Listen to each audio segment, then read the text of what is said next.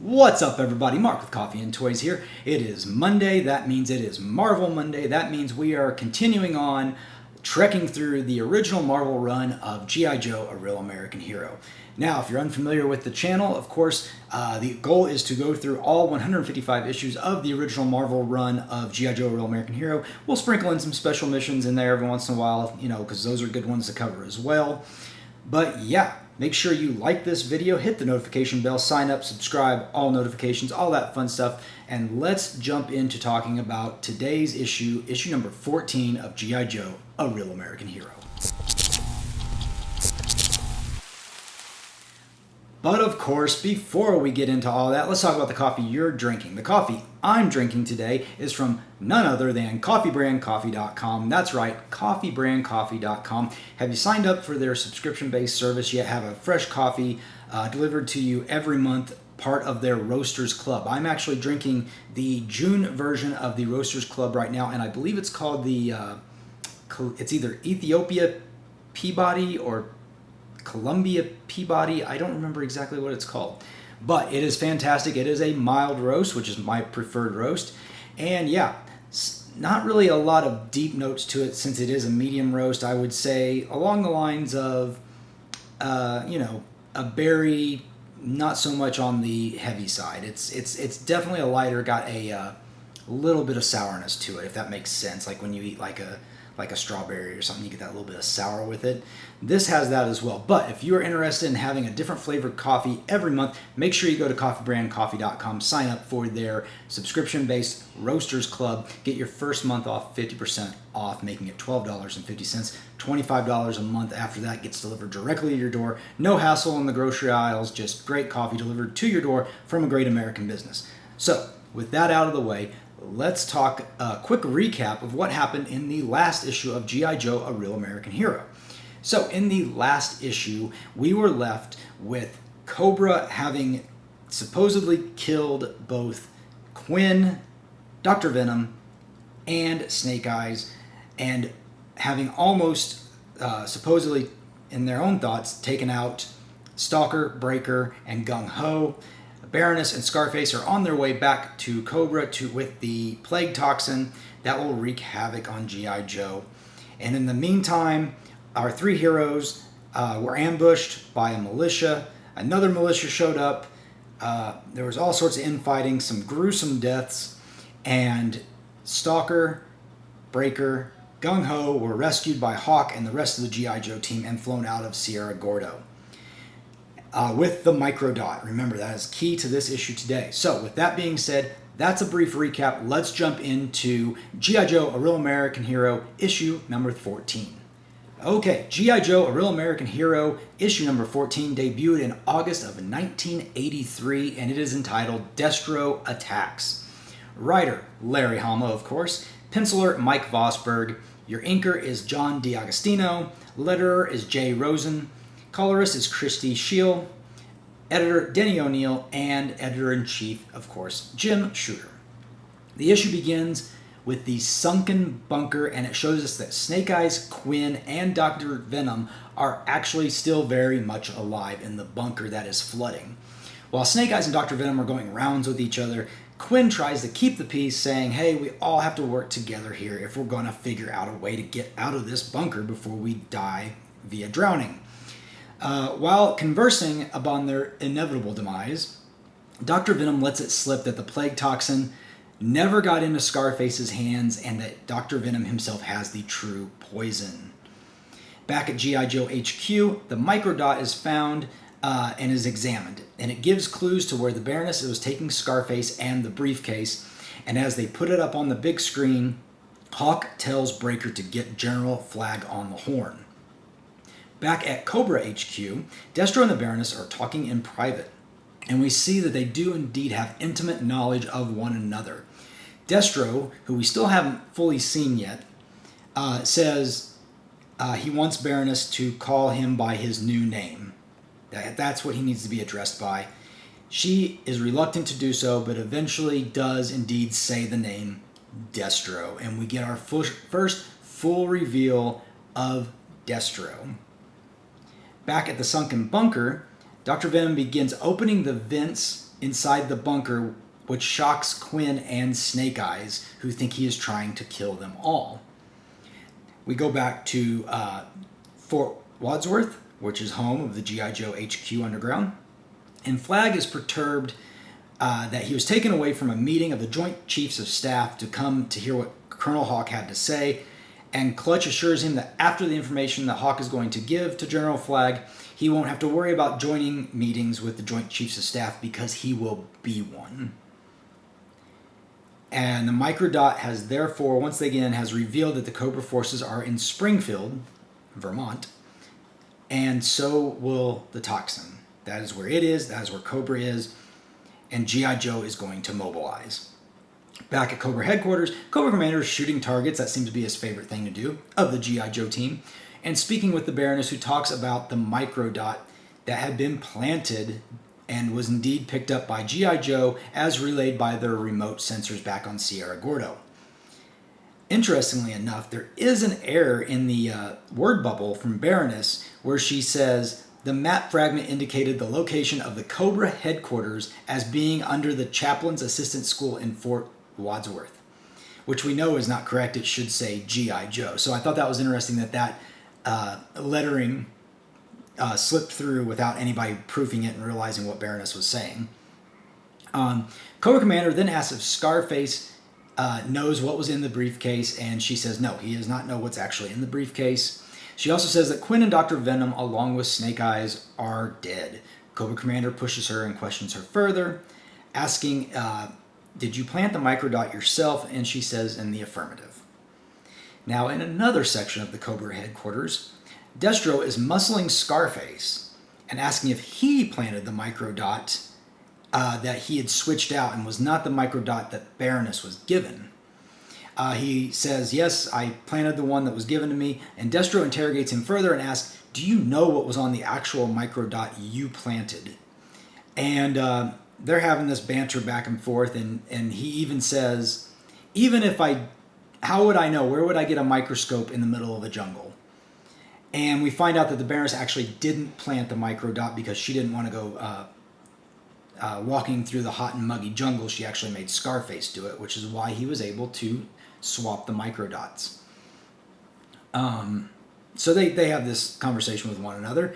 And back in the bunker, Dr. Venom's plan is realized, or rather revealed, that the reason he opened the vents was not to try to kill the three individuals. It was to pressurize the bunker itself with the water outside, which would allow them to open the door to the bunker. And he says, Kwinn, you're the one that's going to have to be able to open it because you are the strongest. We just have to wait till this pressurizes as the water continues to rise. Returning to the pit, we see that the G.I. Joe team is loading up in the APC and driving out. They wind up driving out into the middle of a baseball diamond at Fort Wadsworth, where there's an active game going on, and the people playing the game were wondering what's going on, and suddenly Wild Bill and his helicopter appears above the APC and lifts it off the mound, and they are heading to Springfield. At Cobra headquarters, we see a large silo open up with a supersonic jet, and as it's opening, Destro and Scar-Face are talking to one another, and Destro remarks that this rocket will send Cobra Commander to his destiny. Scar-Face doesn't seem to catch the subterfuge, I should say. Jeez, learn to talk. And remarks that Baroness is an excellent pilot and Cobra Commander should have no issues getting there. Destro gets very irate at hearing this and says, what do you mean? Cobra Commander was supposed to go to Vermont alone, and Scar-Face replies that he always travels alone, but the Baroness is always his pilot.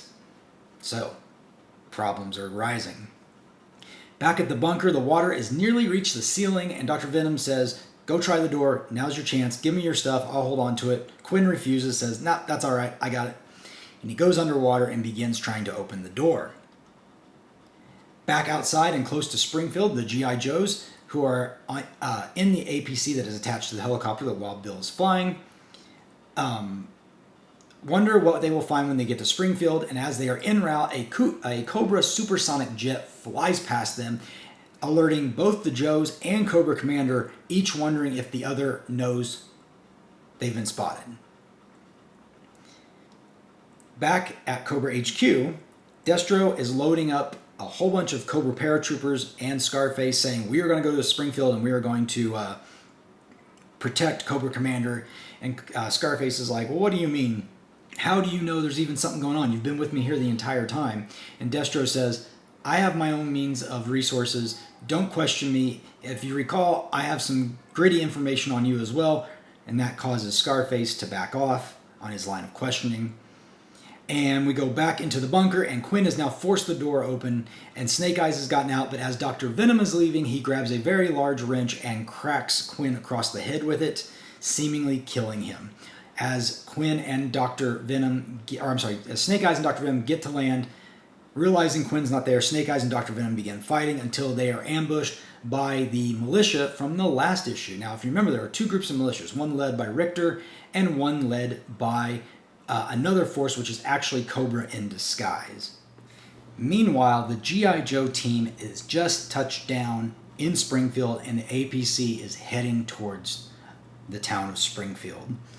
Now, back inside Springfield city limits at the Arbco Furniture Factory, Cobra Commander and the Baroness make their way down to a dark room that reveals a Cobra trooper stripped of his uniform and tied down to a table. Cobra Commander talks about the plague toxin and their volunteer.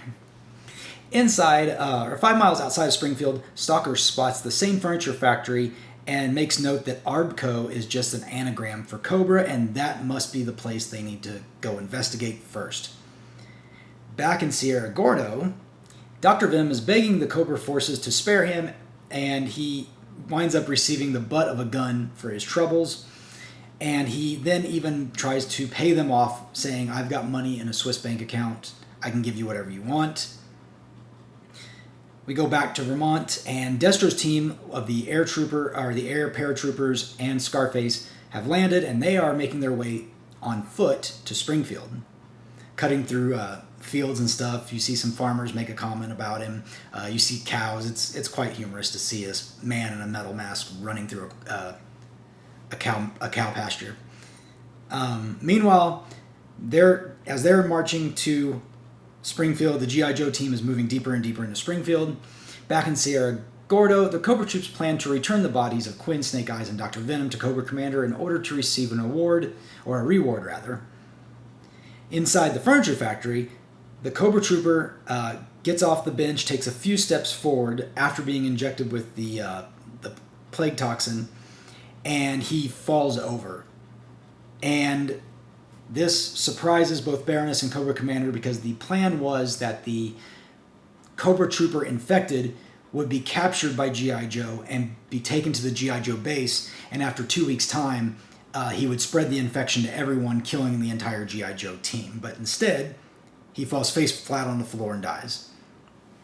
This causes Cobra Commander to realize that Dr. Venom actually gave them the fake toxin that killed him immediately, and that Dr. Venom is still useful to Cobra because of that. And we actually cut back to a picture of Dr. Venom in Sierra Gordo smiling ear to ear because he realizes that at this point, Cobra Commander probably is now realizing that he has been played. The G.I. Joe team, meanwhile, is traveling closer and closer and closer to the furniture factory when finally they are ambushed by Destro and his forces. And at the same time, the Cobra forces at the furniture factory report the news to Cobra Commander and the Baroness that the G.I. Joe team is there attacking, but Destro's holding them off. And both Baroness and Cobra Commander are shocked, like, why the heck is Destro here? While the battle rages on, Hawk calls in for air support, and this is the first time we see Ace and the Sky Striker. So, of course, Ace is flying overhead. Hawk calls in the command to take out the furniture factory. That's where the battle's raging. That is where Cobra Commander is. That is where this toxin is. Take it out. And a countdown in the panels goes on from 10, 9, 8, 7. We see a really cool picture shot of Destro firing off some wrist rockets, or it might have been a gun blast. Either way, it's a really cool picture of Destro. And Ace is getting almost to 1 with his bombing run, getting countdown to 1. And the supersonic jet of Cobra Commander and the Baronesses flies out of the silo and makes it out just in the nick of time as Ace unloads the payload and blows up the furniture factory. Destro is defeated. He heads back into the woods with a few of the Cobra troopers that he brought with him, and the G.I. Joe team realizes that Cobra Commander once again has gotten away. And finally, we return to Sierra Gordo, where Snake Eyes and Dr. Venom are being escorted through the jungle. The troops ask about Kwinn, wondering where he is at, and Dr. Venom says, "Oh, I hit him upside the head with a wrench while we were getting out of the bunker. He's dead." One of the militia members, Cobra Troopers, says, "Why should we believe you?" And another member says, "No, he's got to be dead. We never found any other body. He's at the bottom of the river dead." And we end the comic with some bubbles coming out of the river and a shot of the bunker, once again, with the door closed. And we end the issue. So, that wraps it up for this issue of G.I. Joe, Real American Hero, issue number 14. And what do I think of it overall? Great battle, great deception. I think that kind of sums up this. We have this deception between Cobra Commander and the Baroness, between Baroness and Scar-Face, between Scar-Face and Destro, and between Dr. Quinn, not the medicine woman, Dr. Venom, and wow, that really funny. Any Jane Seymour fans out there? Come on, beautiful one. But Dr. Venom having tricked Cobra Commander, and my guess is that we're going to see more of Dr. Venom in the next issue. He's somehow going to get out of this this issue he's having with the militia in Sierra Gordo. And yeah, is Kwinn dead? Probably not. I think that's why they gave us the bubbles at the end of the issue. I am curious why the bunker's closed though, because we know that the bunker doors were opened as they got out. But who knows? Maybe they closed the door behind them. Maybe they're polite. But yeah, a fun issue. We see Destro for the first time in full. Fun fact about this issue, I remember back when they were doing the comic packs for G.I. Joe Modern Era figures, who did that comic pack come with? It was Destro, and who was the other figure? Drop me a comment, because I can't remember who the other figure was. But it's those issues where they painted the figures to look like they looked in the comics. So the Destro figure that came out matched up more with the comic book look of him from that issue than your typical Destro remember. Obviously, Destro, we know, black, big red cowl. But in this one, he's mostly blue, and that's how the figure looked. And it came with a reprint of this issue. So that was actually the first time I had read G.I. Joe, A Real American Hero 14, was back in 2007, 2008, whenever those comics came out. But I remember the comic book cover for that one. They redid it and made it look a little more modern, kind of like a paint instead of a sketch, and colored in like a comic book. But yeah, I'll make sure to throw a picture of that up if I haven't already. But yeah, fun issue. Let me know what you think in the comments down below. Make sure you like this video. That really helps out the channel. Comments and likes always help out the channel. And make sure you subscribe so you never miss a Marvel Monday, because next week we got issue 15, and I believe this story continues on. Big, long story arc. First one for the series. So with that being said, I'm Mark. You've been watching Coffee with Toys, and I'll see you later.